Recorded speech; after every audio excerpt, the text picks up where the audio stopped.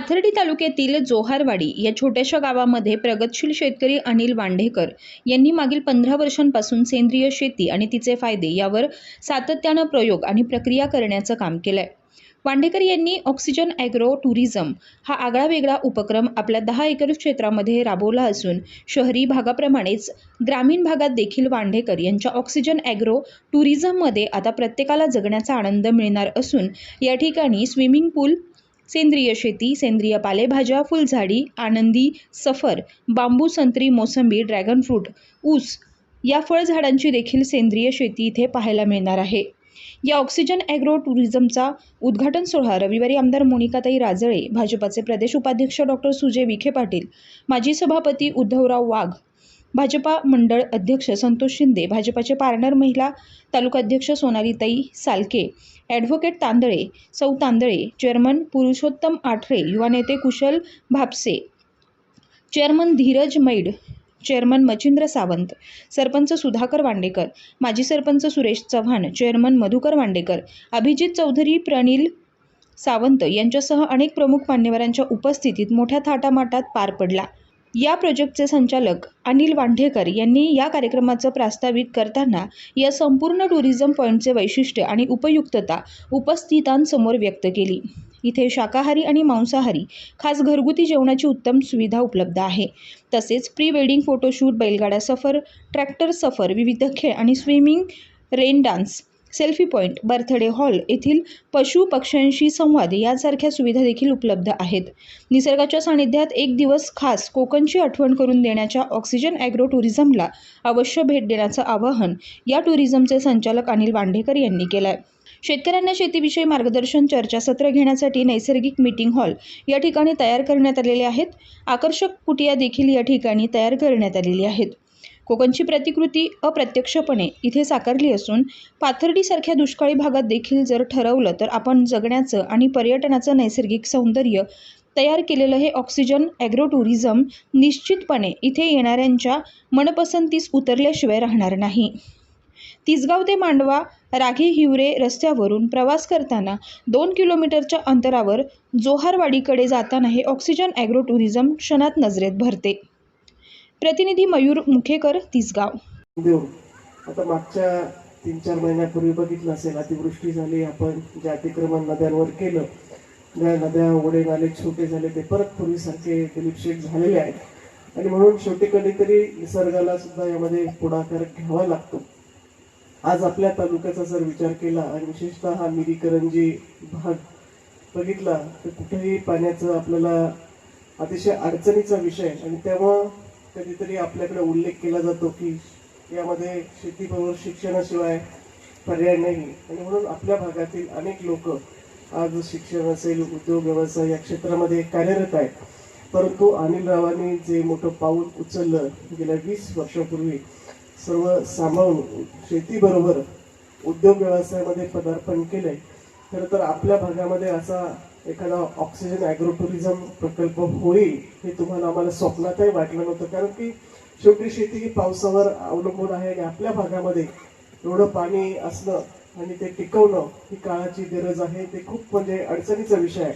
परंतु इथं आल्यानंतर म्हणजे या 10 एकरमध्ये आता मला खूप काही पाहता नाही, परंतु अण्णांनी सांगितलं की इथले ड्रॅगन फ्रूट असेल, मोसंबी, संत्री, डाळिंब किंवा ही जी फळबागा त्यांनी या ठिकाणी उभं केलं, बांबूचं वन या ठिकाणी केलं, ऊस आहे, ह्या सगळ्या गोष्टी आहेत। आणि म्हणून मला असं वाटतं की आज काळाची गरज, काळानुरूप आपल्या शेतकरी वर्गाला या ठिकाणी बदलावं लागतंय। पारंपरिक शेतीवर आता आपलं भागत नाही।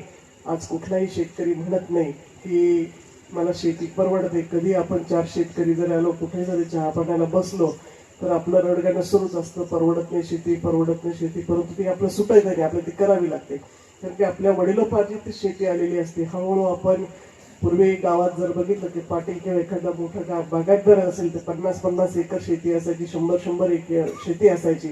परंतु आता मजूर मिळत नाही, निसर्ग चक्र बिघडलेलं आहे, शेतीला आपल्याला ज्या काही नैसर्गिक साधन सामग्री लागते ती पुरेशी उपलब्ध होत नाही आणि म्हणून थोडासा आता आपण शेतीला काहीतरी जोडधंदा पाहिजे या भावनेतून आज दूध व्यवसाय असेल, पशुपालन असेल, कुक्कुटपालन असेल, हे सगळे व्यवसाय आपण करतो।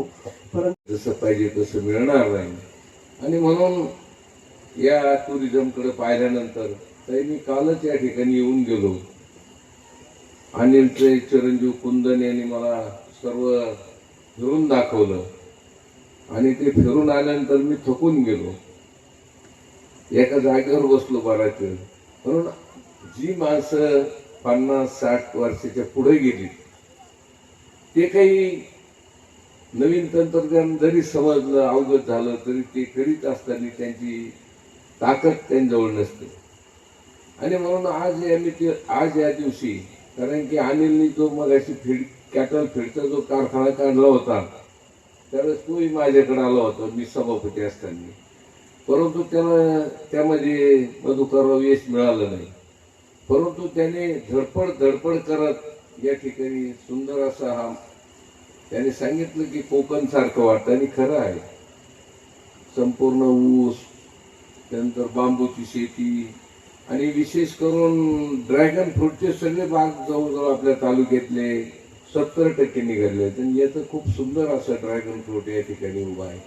एक विजन ठेवलं पाहिजे आणि विजन असल्याशिवाय कोणती गोष्ट सक्सेस होत नाही.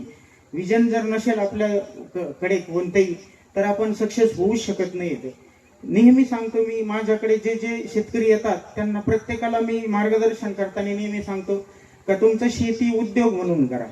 काय म्हणून करा? उद्योग म्हणून करा. पण शेतकरी शेती उद्योग म्हणून करीत नाहीत, व्यवसाय म्हणून करतात आणि त्याच्यामध्ये आपण मोठ्या प्रमाणावर तोट्यामध्ये जातो. तर माझं आपल्या या मंचावरती आज सगळ्यांना माझं आव्हान आहे का बदलत्या वातावरणानुसार तुम्हाला स्वतःलाही बदलावं लागेल. भविष्यामध्ये उन्हाळ्यामध्ये मोठ्या प्रमाणात पाऊस येऊ शकतो आणि पावसाळ्यामध्ये दुष्काळ पडू शकतो.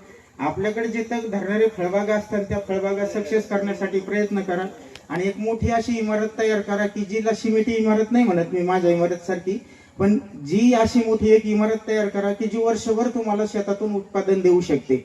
एकाच प्रकारच्या फळबाग लागवड करून आपण तोट्यात जाऊ शकतो. त्यापेक्षा आपल्या शेतामध्ये वेगवेगळ्या प्रकारचे 3-4 प्रकारच्या फळबागा असल्या पाहिजेत.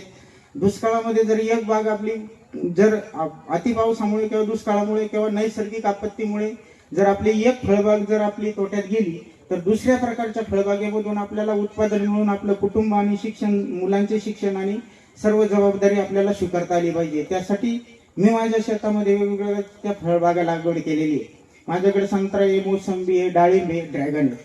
आता बऱ्याचशा लोकांनी मी पाहिले की पाथर्डी तालुक्यामध्ये 5 वर्षापूर्वी ड्रॅगन आलेले, 7 वर्षापूर्वी ड्रॅगन आलं आणि आता सध्या जर पाथर्डी तालुक्यात पाहिलं तर ज्यांनी ड्रॅगन लागवड केली होती त्यांनी पूर्ण ड्रॅगन काढून टाकले.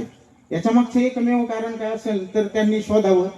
त्याच्यामध्ये केमिकलचा वापर अजिबात चालत नाही. बरेचसे लोक केमिकलची फवारणी करतात आणि झाड पिवळे पडल्यानंतर रासायनिक औषधं खालून घालतात. आमचं ड्रॅगन आजही पाहिलं तुम्ही तर तुम्हाला एकदम पावसाळ्यातलं सारखं ड्रॅगन दिसेल. माझ्याकडे 17 वर्षापूर्वीचा डाळिंब आहे, त्याच्यामध्ये तेल नाही. मला नाही वाटत का आपल्या परिसरामध्ये 17 वर्षापूर्वीचा डाळिंब असेल त्याच्यामध्ये तेल नसेल. कारण माझ्याच गावातले बरेचशा शेतकऱ्यांनी 6-7 वर्षापूर्वी डाळिंबाची लागवड केली आणि आता काढून टाकले डाळिंब, त्याच्या बुट्ट्या तयार केल्यात. तर याच्या मागे एकमेव कारण आहे का आपण डाळिंब जसे की आपण आपल्या मुलांना जपतो तशाच पद्धतीने आपल्याला आपल्या फळबागांना जपावं लागेल. शेतीमध्ये तुम्हाला बदल करावे लागेल. मी जे बदल केलाय मी माझा अभिमान म्हणून सांगत नाही, पण नक्कीच तुम्हाला एक सांगतो की मी गेल्या 15 वर्षापासून नोकरी करतोय. ज्या भागात मी गेलोय त्या भागामध्ये दुष्काळी पट्ट्यामध्ये 100 एकर, 200 एकर, 300 एकर फळबाग लागवडीला शेतकऱ्यांना मदत केलेली.